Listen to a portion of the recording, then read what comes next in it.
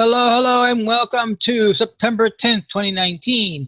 Today's winner is XLE at 58%. We got stopped out yesterday at Roku. Roku was our leader yesterday. We're now here on XLE, and let's go to the charts.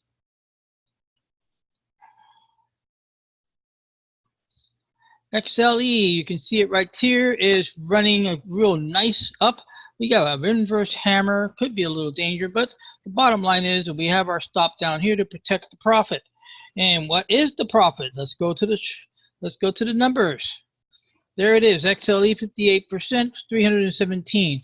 Now, we do recall that this XLE is going for the low-hanging fruit. That is, there are three stocks here who owe me $36. No, yes, $36. Oh, that's a change there. I apologize. We have a correction to make here. Okay, let's start with the top three of the losers: 108, 60, and 57. 225. So let's go ahead and change this to 225. That's the money that's owed from the low-hanging fruit. Who is low-hanging fruit? Low-hanging fruit is stocks that went belly up. Don't like losing money, but it happens. So the end result is we are just going to go and work with it. This stock cost us $2.69, and I bought 2 contracts. So let's go ahead and put that in here for future reference. 2 contracts. But the important part is that they owe $225 and we are $317. So the other next hanging fruit is $198. So we'll just keep writing this out, and who knows if we're able to clear over approximately $500 plus. We'll be looking at taking 1, 2, 3, 4 dead losers off the loser list. That said, let's move on to AAP. So AAP, here we go. And there it is. Okay, there's AAP. Whoa, look what happened there. We had a doji yesterday. We weren't sure where this baby's going to go, but boom, bada boom, bada bing, it popped up nice. And it's in a profit zone. Unfortunately, it has not qualified for any of our exit rules in this zone. What a heartbreaker, but that's what it is. We play by the rules and we stick to them. The stock cost us 11 and 20, and we got 4 contracts in play here. 4 contracts in play. Remember, we are in the Alpha League. Alpha League is a $25,000 benchmark. We went up. We were at 26.6 the other day. We fell down 1,000, but we're back at 25.646, and we still got 5,000 outstanding that needs to get to work. Idle money makes no money. That said, it's this account AAP owed us $570. Oh, look at this, $1,420. Yes, $1,420 to the good. That means that if AAP we move up our stop and we get stopped out, we're going to be able to take AAP out of the losers and move it to the winners circle. Moving on now, let's go down to CBS. And CBS is running here, and CBS was $4.70, and it's 4 contracts. So we'll go ahead and update the text to keep track of things here. And there we are.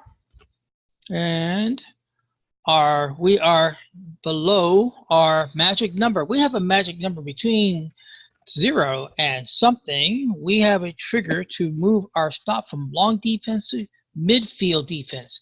From midfield defense, we will move up to short defense.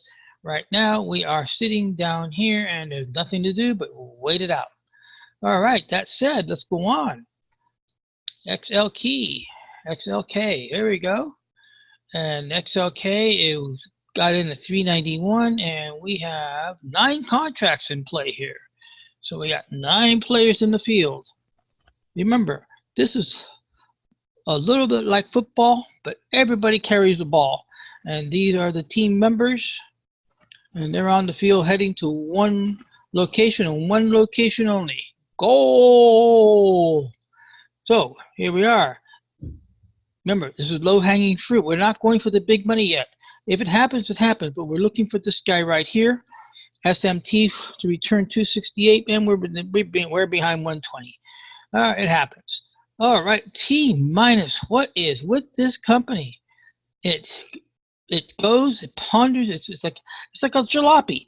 Pump, pump, pump, pump, pump, pump, pump, and little pump, and then back down. It's like, come on, guys, get your act together. You owe me 478 here. And now you're pulling my leg for 241. Remember that if we go down to close to 50%, we will call the ball and exit the trade. All right, moving on down to TAL. And TAL is running at, okay, TAL was bought at 6 contracts at 374, owes 472, 442, and we're still in long distance. We are in long defense. Why we're in long defense? We haven't crossed into the profit zone. The profit zone is somewhere north of this green line. Once we cross that green line, we'll be in profit zone, and we'll be then shoring up to the midfield, and from midfield, we'll be going to the short. Right now, actually, midfield and low are meeting up, but it doesn't matter. We're down here.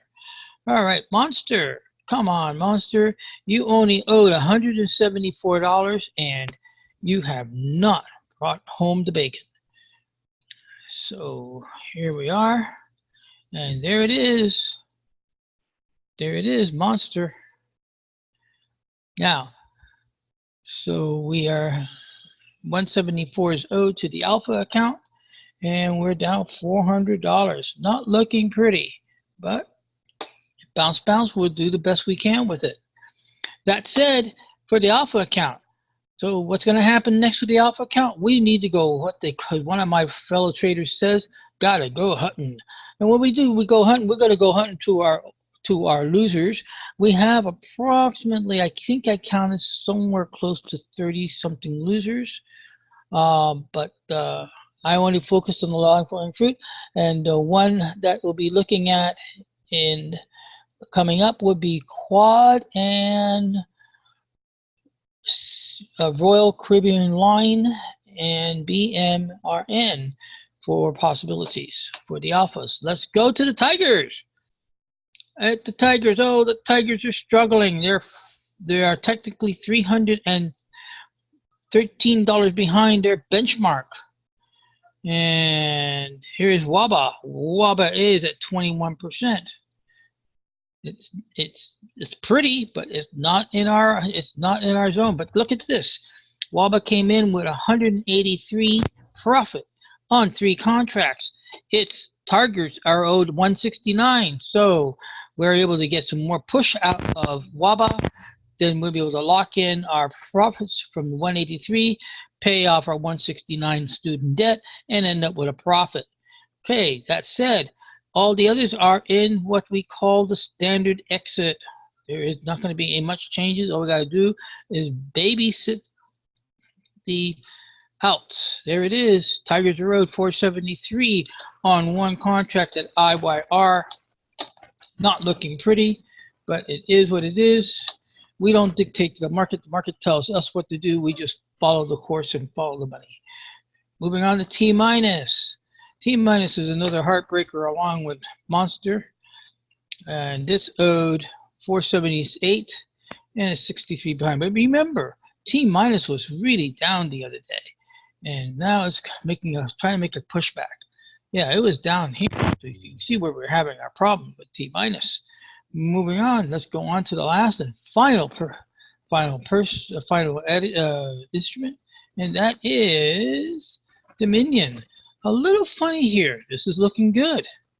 Okay, Dominion owes the Tigers 467 on 1 contract in play, bought at 890. All right.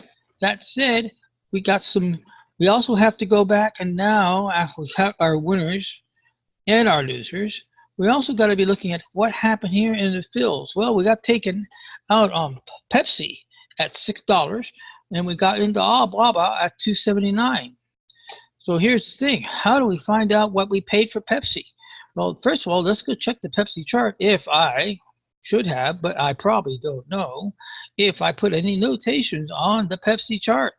And it looks like I did not do anything with Pepsi. In fact, I can't even find Pepsi on the chart. There it is. So let's go zoom in. And where are you, Pepsi? Okay, so here's what happened.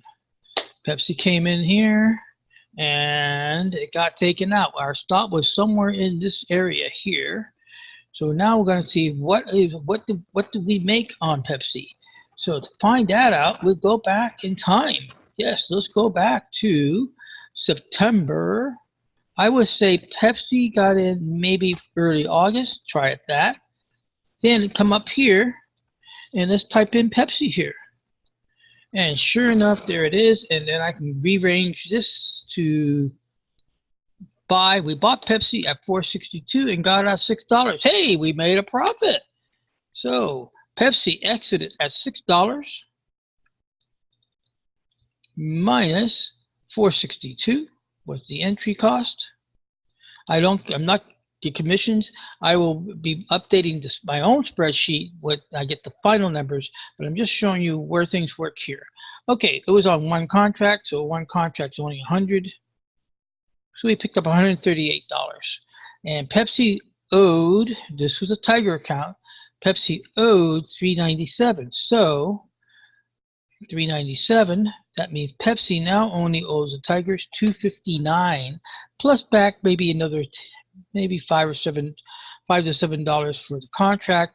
So we'll be still the bottom line is that it's going in our direction of just winning our money back.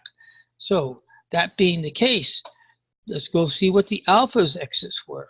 Going back to Alpha, we're looking at 41 days behind, and trade history, there's nothing here.